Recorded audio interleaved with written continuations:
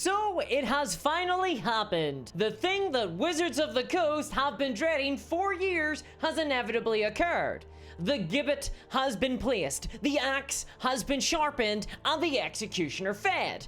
It was a lovely meal, sausage and mash. But now the relentless swing comes. And Wizards of the Coast better have something up their big ol' wizard sleeves, because this is an unmitigated disaster for them. What's happened? Well, Critical Role have dropped Dungeons & Dragons. That's right, Critical Role, the biggest streamers on Twitch, the animated series on Amazon, actual play having actual players who roleplay in games of D&D and got billions of people into it as a result, led by Matt Mercer, the now iconic modern dungeon master who spawned a billion Reddit posts authored by insecure DMs asking what to do if you're not as good as him, the man famous for having a whole effect named after him. Just wing it, by the way. That's the answer if you're not sure how to be as good as Matt Mercer. Just fake it till you make it. Also works for most careers in my opinion. Not pilots though. Probably not surgeons either.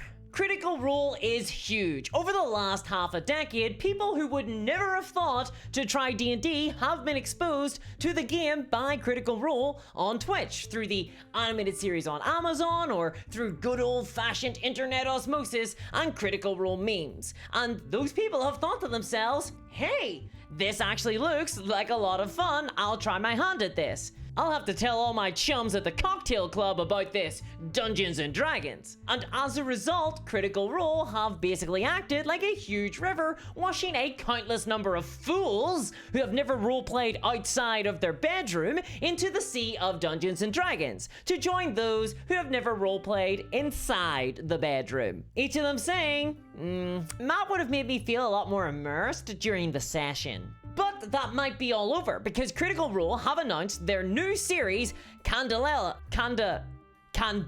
Obscura, and this will launch on May 25th. And this new actual play series will premiere their very first new, completely bespoke TTRPG system, Illuminated Worlds. This is the very first proprietary TTRPG system from Critical Role, and it heralds a totally new era for their media empire, and a new one for Dungeons & Dragons as well. Let me tell you, if I were in the marketing department of Wizards of the Coast right now, I'd be hiding under the desk in terror, because this is really bad for D&D. For one, this is a huge symbolic break from Dungeons & Dragons by their biggest adjacent media friend, Critical Role. Traditionally, Critical Role and D&D have been pretty buddy-buddy, with their main show being sponsored by D&D Beyond, and Critical Role using the D&D system all the time for their series. And hell, Matt Mercer even created content for Dungeons & Dragons like the Edgelord class. I mean,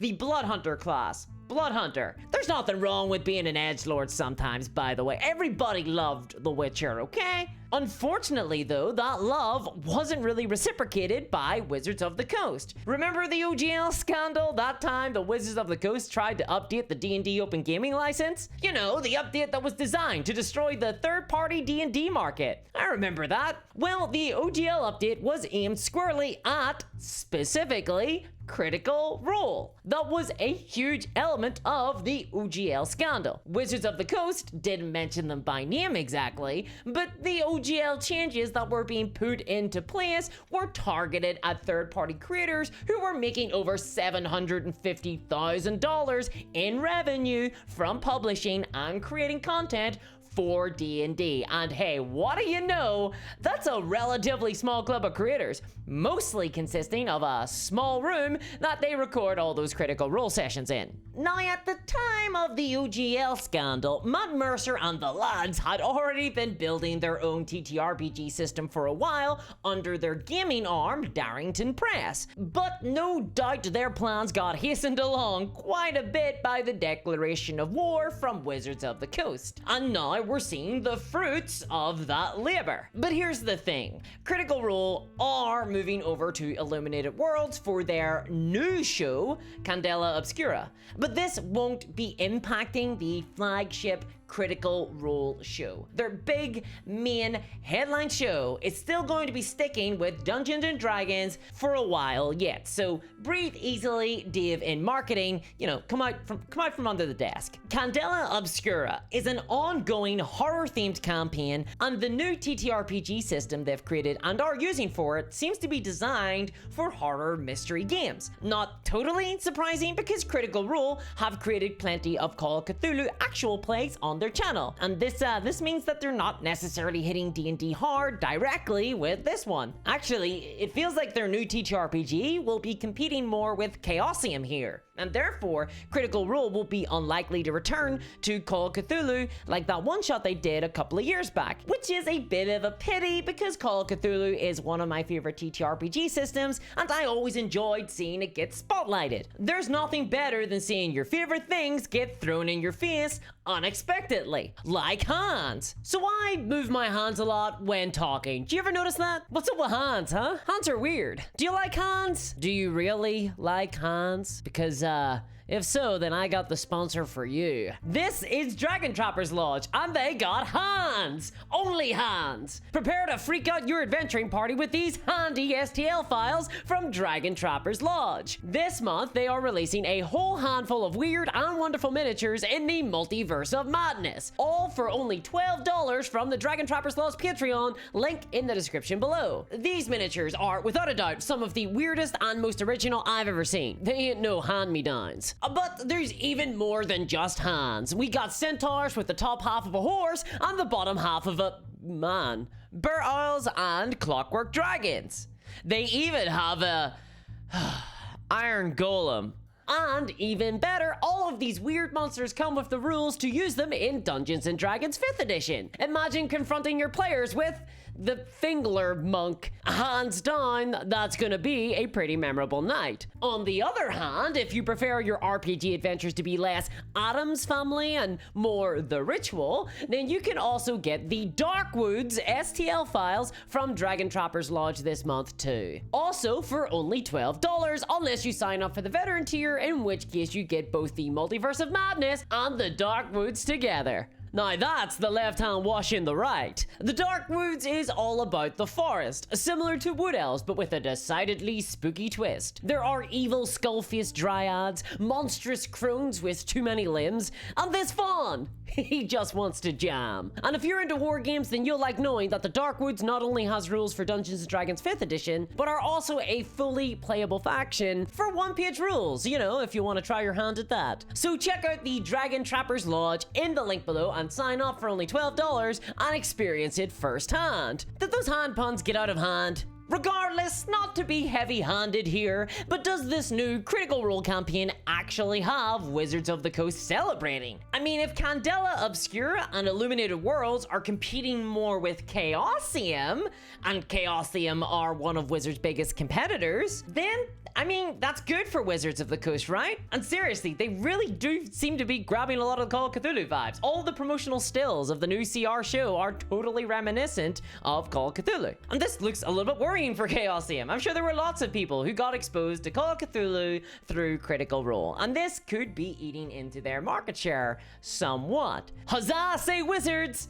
No, I'm afraid it's not quite time for Wizards of the Coast to start partying yet. Dave in marketing, take the lampshade off your head and stop photocopying your butt, because Illuminated Worlds is just the first of 2 proprietary TTRPG systems that Critical Role are coming out with. The second new TTRPG from Critical Role through Darrington Press is called Daggerheart, and it really looks to be replacing Dungeons & Dragons for the 4th campaign of the main flagship Critical Role game. Seriously, D&D's days really look to be numbered on Critical Role. I mean, look at this. Daggerheart is a fantasy adventure system. It is coming out in the near future, and every single element of Critical Role's output lately has been cultivated to avoid potential legal problems with Wizards of the Coast in the future by avoiding treading on the actual copyrightable elements of the D&D IP, and this can easily be seen, for example, in the Vox Machina cartoon show. It's clear where Critical Role's future intentions lie. And when the 4th campaign of Critical Role does move on to another TTRPG, it is going to be devastating to Dungeons & Dragons. No matter what way you slice it, we really could be looking at the end of the D&D renaissance. And I'm not exaggerating. D&D became really popular for a while there because of a whole confluence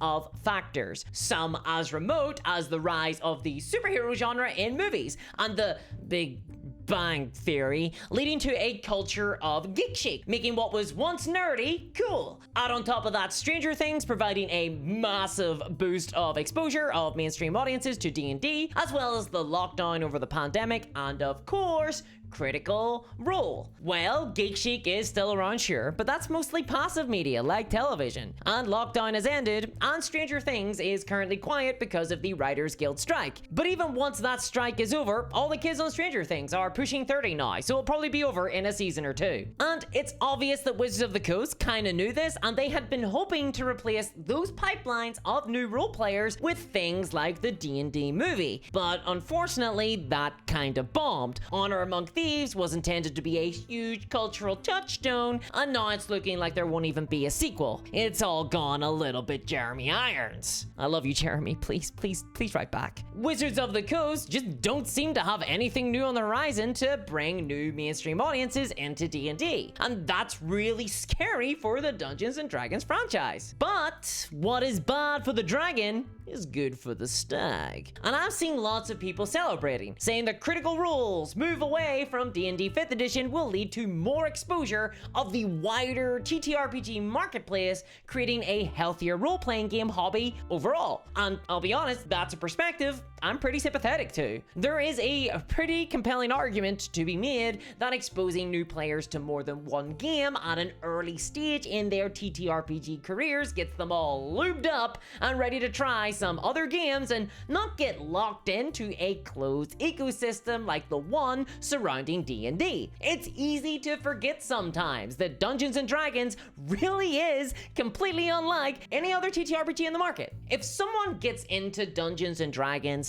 they're not necessarily getting into tabletop role-playing games. D&D players have an entire third-party market catering to their every desire. If I'm a D&D only player and I want to try something different, there's an entire marketplace of third-party materials that still support D&D 5th edition, but add a little bit of variety to my experience. This is something that no other has to the same extent. This is the dark underside to the huge cottage industry of creatives that has sprung up around D&D, and this has the effect of making it harder for D&D players to get into other games or convince their friends to try other games. Because there's so much content that is catering to 5th edition, why move on to something else? These new Critical Role Darrington Press made role-playing games are different. If new audience get into role-playing through Illuminated Worlds or Daggerheart, they are in theory better consumers for the marketplace because they'll be more likely to try other systems. Darrington Press, Critical Role, they just can't quite saturate and dominate the horizons of new players the way that Wizards of the Coast can with D&D. Maybe one day I won't have to describe my current role-playing game fixation to my non-role-playing acquaintances with the line, "It's like D&D, but..." So yeah, regardless of your opinions on Critical Role, or the Matt Mercer effect, or the way that his eyebrows make me feel when I'm lying awake at night, this is great for all of us. It's great for indie games and for competitors to Wizards of the Coast, and therefore not great for Wizards of the Coast. But you know, monopolies are bad, so I ain't shedding any tears. I like variety in the market, what can I say? But here is the thing that no one is talking about, the little scorpion sting in the tail, the curl of the finger on the proverbial monkey paw. This switch could hurt Critical Role too. This move into proprietary systems isn't without risk. It's a little bit of a gambit on their part. Critical Role brought lots of people into Dungeons & Dragons, sure, but they themselves were helped by the fact that they were playing Dungeons & Dragons. D&D has a lot of osmosis in wider culture. Hell, everyone at the cocktail parties knows about it. Thank you for that one, Chris Cox. I'll take that to my grave. And for my own part, my first exposure to role-playing games was watching Dexter's Laboratory as a kid and seeing them play a game with miniatures and role-playing, and I instinctively knew that they were playing Dungeons & Dragons. I don't know how,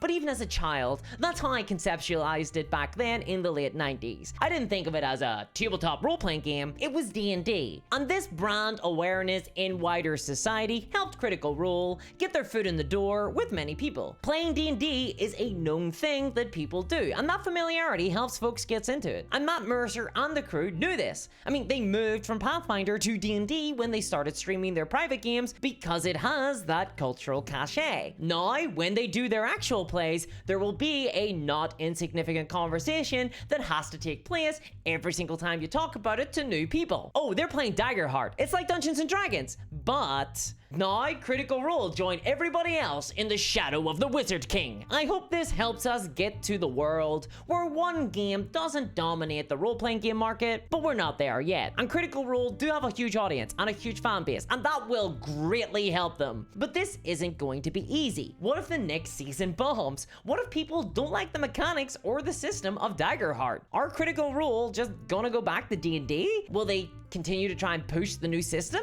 I don't know. Really, the question is, are Critical Role too big to fail? I don't have the answer to that yet, but one thing is for certain. All of this means that Hasbro Wizards' business model may be changing for the worse as a result. And if you want to know more about that, check it out here. And a huge thanks to my patrons, especially Sonic Bread, CryptoKev, and Novini. And to all my patrons, thank you so much. Check out patreon.com/discourse miniatures if you want to support the channel, and I'll catch y'all next time. Bye-bye!